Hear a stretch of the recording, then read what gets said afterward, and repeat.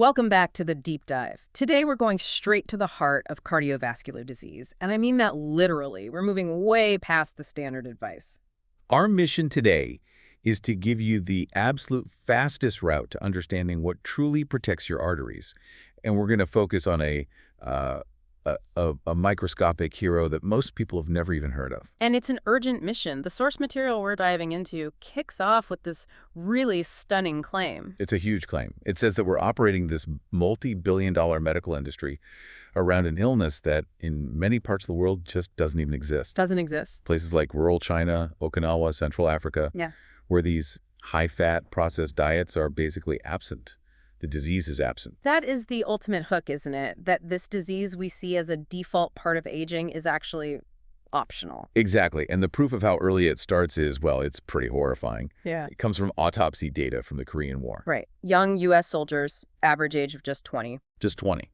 And 80% of them already had gross, visible evidence of coronary artery disease. So this isn't a disease of old age. It's a disease of our diet, and it starts setting up shop the moment we're out of childhood. It proves it. Yeah. And you can see this incredible link between diet and the disease historically, too. You're talking about the Norway study during World War II. Yes.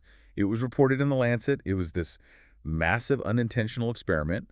When the German occupation began, they confiscated all the livestock. So no more meat and dairy for the general population. Right. And what happened was deaths from heart attacks and strokes just plummeted. They basically vanished. And then what happened after the war? 1945 comes, the war ends, meat and dairy come back, Yeah.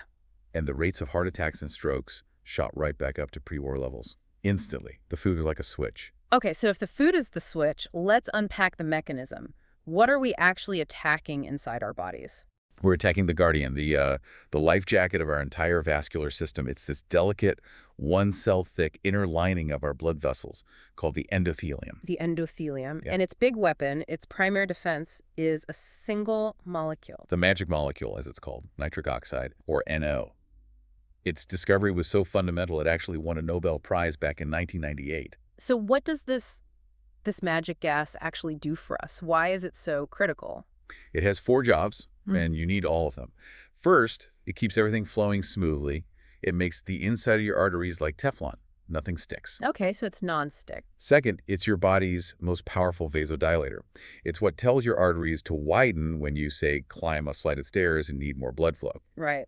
And the third? It keeps the artery walls from getting stiff or inflamed, so it directly protects you against hypertension, high blood pressure. Teflon, vasodilator, anti-inflammatory. And the fourth is the big one for this discussion. It's the absolute showstopper. A healthy endothelium making enough nitric oxide completely protects you from ever developing blockages or plaque in the first place. So the big picture here is, it doesn't matter if you're in Chicago or London. If you have heart disease, it's because you've damaged that system. You've trashed it. You've turned your endothelial system into a train wreck, and you just aren't making enough of that protective gas.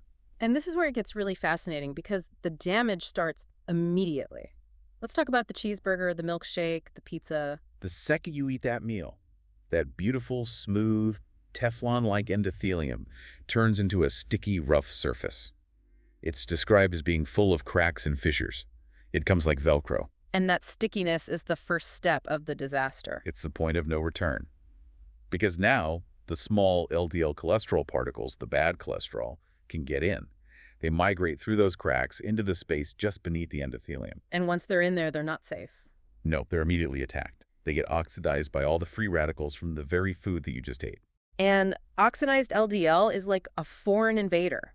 The body sends in the troops. It calls in the immune system's SWAT team, the white blood cells, the macrophages, and they come rushing in and they just gorge themselves on all that oxidized LDL. And that creates the foam cell. The foam cell. It's the Darth Vader of this entire sequence. These things are just bloated, toxic balls of fat, and they start pumping out these nasty enzymes. Enzymes that do what? They're called metalloproteinases. And their job is to chew away at the protective cap that your body has formed over this growing pile of plaque. They thin it out. And a thin cap is a weak cap. Exactly. And with the force of blood rushing over it, that thin cap can tear. It can rupture. The second it does, a blood clot forms to heal the tear. And that clot is what blocks the artery and causes the heart attack. In minutes. And here's the crucial insight that most people miss. 90% of heart attacks come from these smaller, vulnerable plaques, the ones that are only maybe 10 to 50% blocked. Not the huge calcified ones that almost close off the artery? No, it's the small, inflamed, unstable ones that are the real killers. It's not the size of the blockage that gets you. It's the stability of the cap. We have direct proof of this acute damage, don't we? There was that study with the sausage and hash browns. A classic study. They took healthy young volunteers, fed them a single high-fat meal, hash browns and sausage, and within 120 minutes, their arteries' ability to dilate, a direct measure of nitric oxide function, was completely injured. So for 2 hours after that breakfast, their arteries were essentially sticky, inflamed, and dysfunctional. Yes.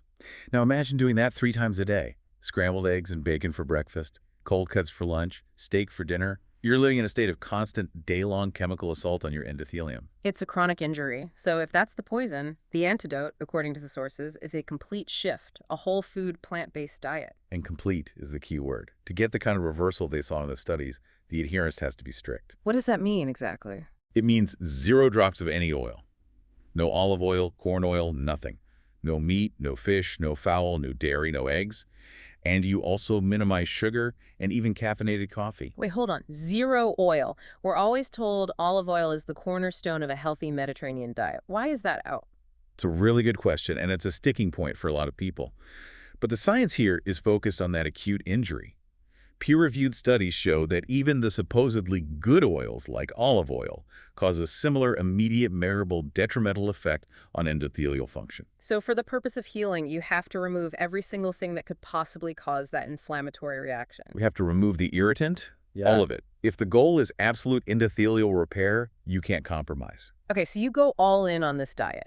What happens to that whole damage cascade we just described? You interrupt the entire sequence immediately. The stickiness stops. LDL stops migrating into the wall. No more oxidation, no more foam cells.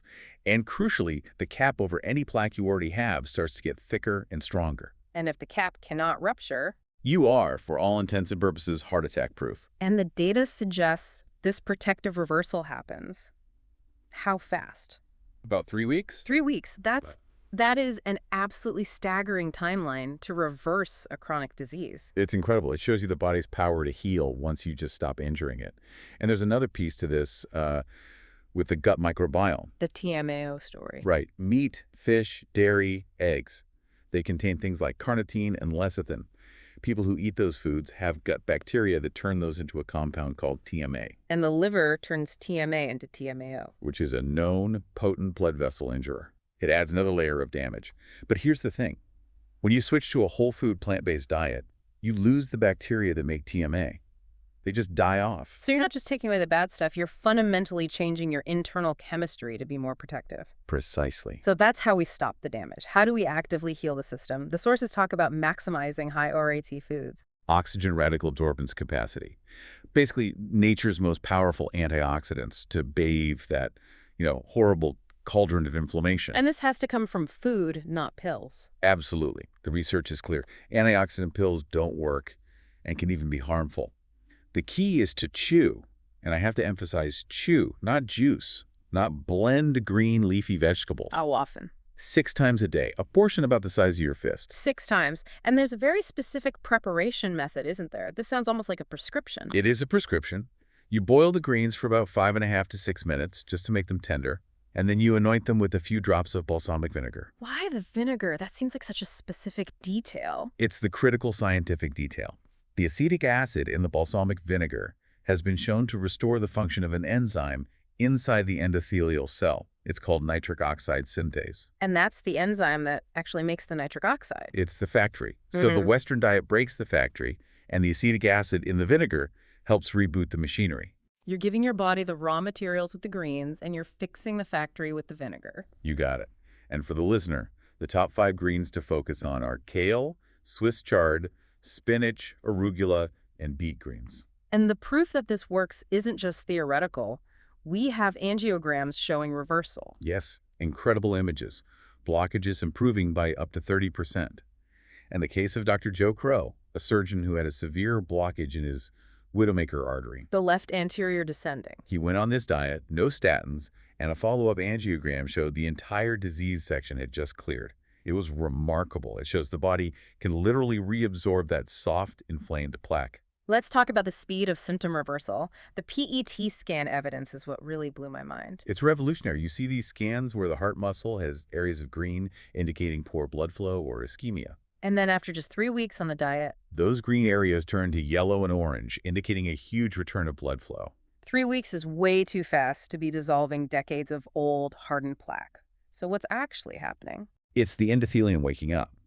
An injured endothelium doesn't just stop making an O, it starts making the opposite powerful vasoconstrictors that clamp down on the blood vessels. So it's actively squeezing them shut. Yes. In those first 3 weeks, you stop the injury, the endothelium heals, it stops making the constrictors, and it starts pumping out the vasodilator nitric oxide again.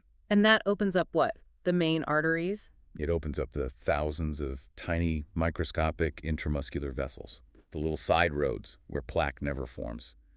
It's like turning the water pressure back on for the entire neighborhood, not just the main street. That's why angina can disappear in days. And this healing isn't just in the heart. It's body-wide. We see claudication, that's pain in the legs when walking, completely reverse.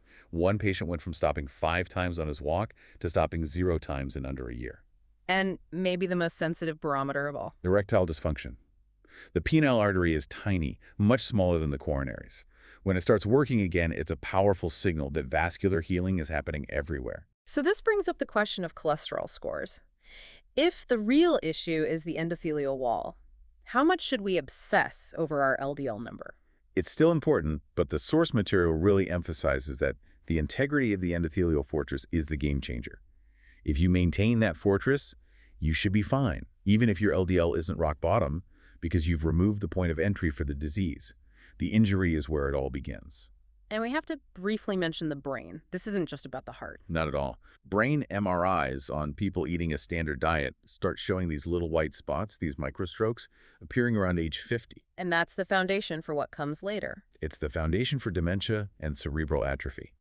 Protecting your vascular system today is literally protecting your mind for tomorrow. So what does this all mean for you, our listener? I think the core message here is one of incredible empowerment. It really is. Cardiovascular disease is not some inevitable malignancy. It is, for the most part, a reversible foodborne illness. You, the patient, hold the locus of control through what you choose to eat. And the numbers are they're staggering. Dr. Esselstyn's group, the ones who stuck to the diet, had a 0.6% rate of major cardiac events over 12 years. 0.6. Compare that to the standard of care in other studies where the event rate is usually 20 to 25%. That's a 30-fold difference in risk, a 30x reduction. It's a revolution. And it's not coming from another pill or another procedure. It's coming from food. Which brings us to our final provocative thought for you to take away from this deep dive. We learned that a high calcium score, which sounds scary, can sometimes be a sign of healing. The body calcifying and stabilizing dangerous, inflamed plaque.